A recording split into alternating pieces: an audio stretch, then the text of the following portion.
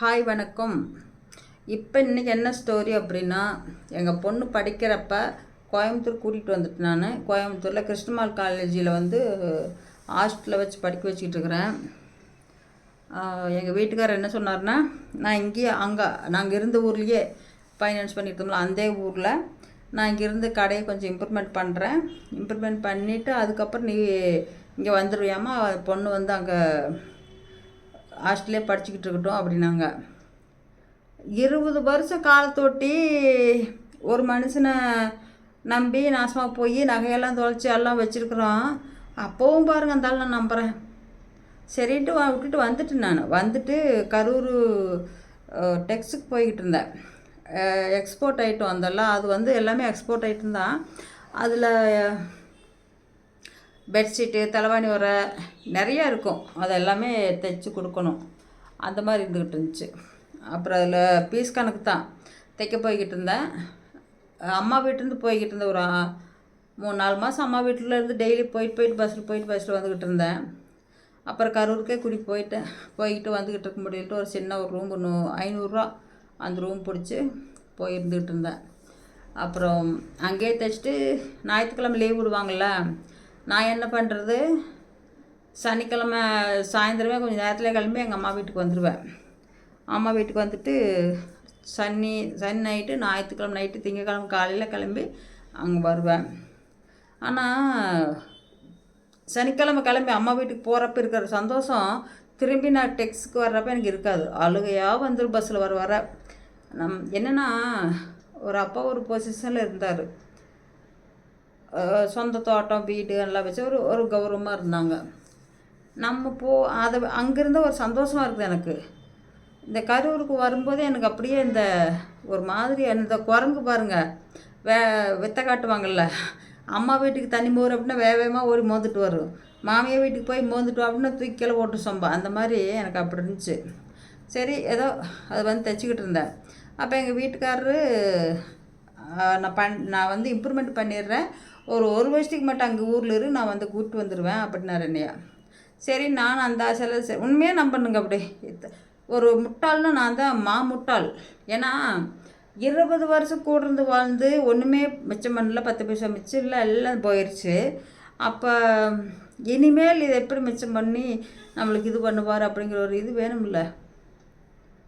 என்ன பண்ணுறேன்னு எனக்கு ஒன்றும் தெரியல, அது எப்படி சொல்கிறதுன்னு கூட தெரியல. நம்பிட்டு என்ன சொன்னார், ஒரு 10,000 இருந்தால் எனக்கு ரெடி பண்ணி கொடு, நான் இன்னும் கொஞ்சம் லைனில் போட்டு இம்ப்ரூவ்மெண்ட் பண்ணிடுவேன் அப்படின்னாரு. நான் நினச்சேன் சரி 10,000 ஓட்டால் ஒரு 1,00,000 கணக்கு வந்துடுமே என்னமோ அப்படின்னு ஒரு கூமாட்டேன் நான். சரி வாங்க தர்றேன் அப்படின்னேன். இப்போ ஃபோன் பே அதில் எதுவும் இல்லைல்ல அப்போல்லாம். சரி வாங்க தர்றேன் அப்படிங்காட்டி கொடி கொஞ்சம் பேங்கில் வச்சு கொடுத்து விட்டேன். நான் என்னன்னாரு, மாதம் நான் அனுப்பிச்சி விட்றேன், அது கொண்டு நீ பேங்கில் கட்டி திருப்பிக்கோ அப்படின்னு விடு. சரி அப்படித்தான் பண்ணிடுவாருன்னு பார்த்தா போனது தாங்க. காசும் வரல, இங்கே நகையும் திருப்ப முடியல. நான் ஒரே ஒரு மாதம் 2,000 கட்டினேன். அது அந்த நகை அந்த இது கட்டுறதுக்காகவே நான் பஸ்ஸில் போகிறப்ப டைம் முடிஞ்சிச்சு, பேங்க் டைம். நான் ஃபோன் பண்ணி கேட்டேன் பேங்க்கு, க்ளோஸ் ஆக போதுமா அப்படின்னாங்க. இல்லைங்க சார், நான் பணம் கட்டுறதுக்காகவே இதுக்காகவே நான் கரூர்லேருந்து வந்துக்கிட்டு இருக்கிறேன், 2,000 கட்டணும் அப்படின்னு சொல்லி கொண்டு சரின்ட்டு எனக்காக இருந்து வெயிட் பண்ணி கட்டிட்டு அவங்க அதுக்கப்புறம் கிளம்பி போயிட்டாங்க. அந்த ஒரு மாதம் தான் என்னால் கட்ட முடிஞ்சு. அடுத்த மாதத்துலேருந்து என்னுடைய செலவுக்கு என் பிள்ளைக்கு கட்டுறதுக்கு இதுக்கே சரியாக போய்கிட்டு இருந்துச்சு, ஒன்றும் மிச்சம் பண்ண முடியல. இதுக்கு அரிசி எல்லாம் அம்மாவும் வீட்டிலேருந்தே தான் எடுத்துகிட்டு போவேன். அரிசி, குழம்பு, மிளகாத்தூள் எல்லாமே எடுத்துகிட்டு போவேன். காய்கறிலாம் ஒரு வாரத்துக்கு வர்ற மாதிரி எடுத்துகிட்டு போய்க்குவேன், வெங்காயம் எல்லாமே. அதுக்கடுத்து எண்ணெய் அந்த மாதிரி பொருளெல்லாம் அங்கே தெரிஞ்சவங்க கடை இருந்துச்சு, அதில் எடுத்துகிட்டு போய்க்குவேன். காசெல்லாம் கொடுக்கல, நல்லா வசதி, அவங்க ஒன்றும் பிரச்சனை இல்லை அப்படின்னு கொடுக்கல. அப்படித்தான் போய் வாழ்ந்துக்கிட்டு இருந்தேன். ஒரு வருஷம் தான் தைச்சிக்கிட்டு இருந்தேன், ஒரு 10 மாதம் தான் தைச்சிக்கிட்டு இருந்திருப்பேன். அப்புறம் அந்த கொடி திருப்பமெல்லாம் ஒன்றுமில்ல அப்படியே இருந்துச்சுங்க. அப்புறம் ஒரு நாள் எங்கள் அண்ணன் பெரியண்ணா எனக்கு கொஞ்சம் காசு கொடுக்க வேண்டியது இருந்தது. அது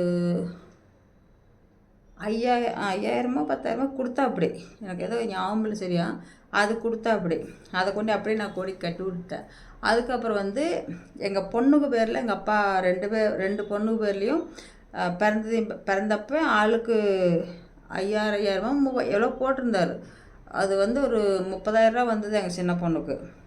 எங்கள் பெரிய பொண்ணுக்கு அந்தளவுக்கு வந்துச்சு. அவங்கவுங்க காசு அவங்களுக்கு எடுத்து கொடுத்துட்டாரு எங்கள் அப்பா. அந்த காசை கொண்டு கொடிக்கு கட்டி திருப்பி மீதி காசை நான் கையில் வச்சுருந்தேன். கையில் செலவுக்கு எதுக்காவது இருக்குமே அப்படின்ட்டு. அப்போ பெரிய பொண்ணு டெலிவரி டைம் அப்போ. அதனால அப்போ அந்த போகிறதுக்கு வர்றதுக்கு அந்த மாதிரிலாம் டெலிவரிக்கு செலவு பண்ணிக்கிட்டு இருந்தேன். அப்போ வந்து ஒரு 20 நாள் வந்து கரூருக்கு நான் வேலைக்கு போகலை. போனாலே அங்கே ஃபீஸ் கட்டணும். ஃபீஸ் கட்டணுங்கிற வீட்டு வாடகை கொடுக்கணுமே. ஒரு மாதம் ஆயிடுச்சு வீட்டு வாடகை கொடுக்கணுமே. அதுக்கும் கூட எங்கள் அம்மாக்கிட்ட வாங்கிட்டு போனேன் போகும்போது 500 ரூபா.